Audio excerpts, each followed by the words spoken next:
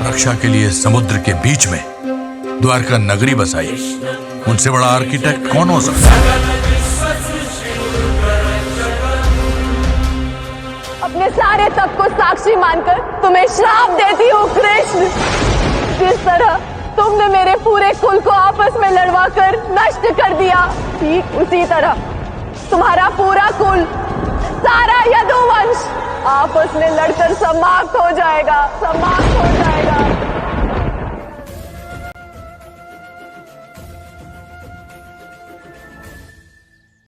स्वागत है आपका। तो मैं आज आपको ले चलूंगा एक ऐसे खास सफर पर जो कि आपको आश्चर्य में डाल देगा। यह है आज का द्वारका शहर, भारत की प्राचीन संस्कृति का एक महत्वपूर्ण हिस्सा जो कि गुजरात के सौराष्ट्र में स्थित है। लेकिन हम आज इस द्वारका के बारे में बात नहीं करने वाले हैं, हम बात करने वाले उस द्वारका के बारे में जिसे स्वयं श्री कृष्ण ने बसाया था। साल था 1983। समुद्र के बीचों बीच कुछ डाइवर्स ने छलांग लगाई। वो उस जगह पर कुछ ढूंढने जा रहे थे जिसका वर्णन महाभारत के चैप्टर 3 वर्ष 23 और 34 में मिलता है। उन डाइवर्स को सतह के कई मील नीचे कुछ ऐसा मिला जो कि पूरे दुनिया के लिए अगले दिन की सुबह की खबर बन गई कि एक भव्य विशाल नगरी, मानो कि उन डाइवर्स को अपनी आंखों पर विश्वास नहीं हो रहा था कि वो जो देख रहे वो सच है या सपना। ऊंची दीवारें, मूर्तियां, महल, कहने जाए तो पूरा एक वेल प्लान्ड शहर। जब वहां के पत्थरों के सैंपल्स को लेकर जांच की तब पता चला कि ये वही शहर है जिसका वर्णन महाभारत के चैप्टर 3 में मिलता है। भगवत पुराण के 10वें अध्याय के अनुसार श्री कृष्ण कंस का वध करने के बाद अपने परिवार और यादववासियों के साथ मथुरा में रहने लगे।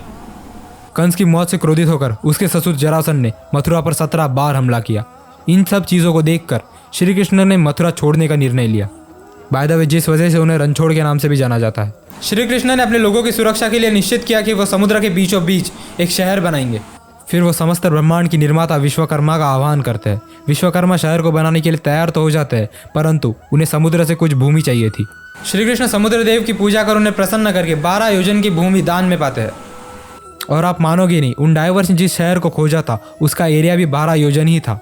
ये प्रमाण है कि हमारे पुराण, शास्त्र, उपनिषद, इन सब में जो लिखा है वो माइथोलॉजी नहीं बल्कि ये हमारी हिस्ट्री है, जिसका प्रमाण आज साइंस देता है। द्वारका विश्वकर्मा द्वारा बनाई गई एक पूरी वेल प्लान्ड सिटी थी जो कि आज के शहरों से भी ज़्यादा आधुनिक थी। यादवों की वो नगरी जो सपनों से भी सुंदर थी। सड़कें, सोने के महल, बगीचे, तालाब और पता नहीं क्या क्या।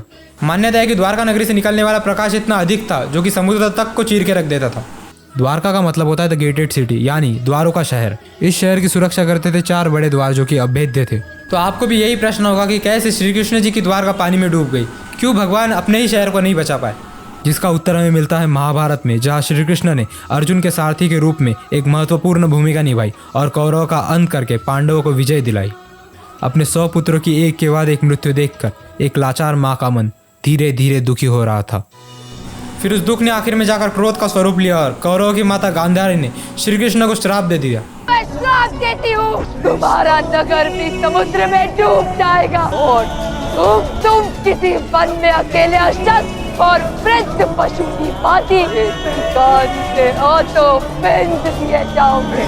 और श्री कृष्ण ने हंसते हुए श्राप को स्वीकार कर लिया क्योंकि वो जानते थे उनके वंश का अंत आपस में लड़के ही होगा और यही नियति है, इसे स्वयं भगवान तक नहीं बदल सकते।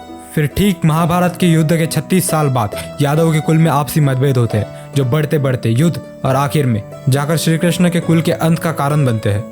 अपने ही परिवारजनों को मरते हुआ देख बलराम धरती छोड़ देते और श्री कृष्ण अर्जुन से महिला और बच्चों को बचाने के लिए कहकर श्री कृष्ण जंगल की ओर प्रस्थान करते और एक पेड़ की डाली पर विश्राम कर ही रहे होते कि तभी एक शिकारी हिरण को मारने के लिए एक तीर छोड़ता है, जो तीर सीधा जाकर श्री कृष्ण के अंगूठे में लगता है और श्री कृष्ण वैकुंठ के लिए प्रस्थान करते हैं।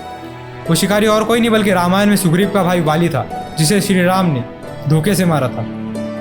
और इस जन्म में शिकारी बनकर पिछले जन्मों का बचा हुआ फल श्री कृष्ण को इस जन्म में मिला। स्वयं भगवान तक कर्मा से नहीं बच पाए और आज से करीबन 5124 साल पहले 17 फरवरी के दिन श्री कृष्ण जी के साथ साथ द्वापर युग का भी अंत हो गया था और कलयुग की शुरुआत। हजारों सालों तक पुराणों में लिखी गई कहानी झूठ मानकर निगलेक्ट की गई। धार्मिक गुरु कहते कहते थक गए कि जो हमारे पुराणों में लिखा है वो सत्य है, वो सच्ची कहानी पे आधारित है, परंतु उनकी बात किसी ने नहीं मानी। फिर आज से ठीक 60 साल पहले 1963 में पुणे के डेक्कन कॉलेज द्वारका पहला आर्कियोलॉजिकल एक्सप्लोरेशन करता है और रिपोर्ट पब्लिश करता है कि जो आज का द्वारका मंदिर है वो कम से कम 2000 साल पुराना है। अगर हमारे ग्रंथों के हिसाब से देखा जाए तो द्वारका करीबन 5000 साल पुरानी थी, लेकिन ये तो बस शुरुआत है। बाद में साल 1983 से 1990 के बीच डॉक्टर SR राव की टीम ने कुछ ऐसा ढूंढ निकाला जिसे मैंने आपको वीडियो की शुरुआत में बताया था। ये थे श्री कृष्ण जी की द्वारका नगरी। Actually prompted me to undertake onshore and offshore excavation at Dwarka is the controversy that was raging about the date and historicity of Mahabharata. जिसे अब तक सब लोग मिथ्या या मनगढ़ंत कहानी मान रहे थे, उसे डॉक्टर एस.आर. राव और उनकी टीम ने मिलकर साइंटिफिकली कार्बन डेटिंग टेक्निक का यूज करके प्रूफ कर दिया।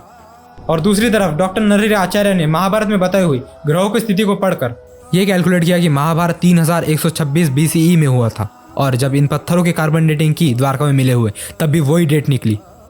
ये चीज़ उस टाइम से लेकर आज के टाइम तक हर उस इंसान के मुंह पर तमाचा है जो कहता है भगवान एग्जिस्ट नहीं करते। और बस द्वारका ही क्यों, ऐसी बहुत सारी डिस्कवरीज है जो समय समय पर प्रूफ करती है कि इंसानों का एग्जिस्टेंस बस हड़प्पा और मोहनजोदारो से नहीं बल्कि कई समय पहले से था भारत भूमि पर।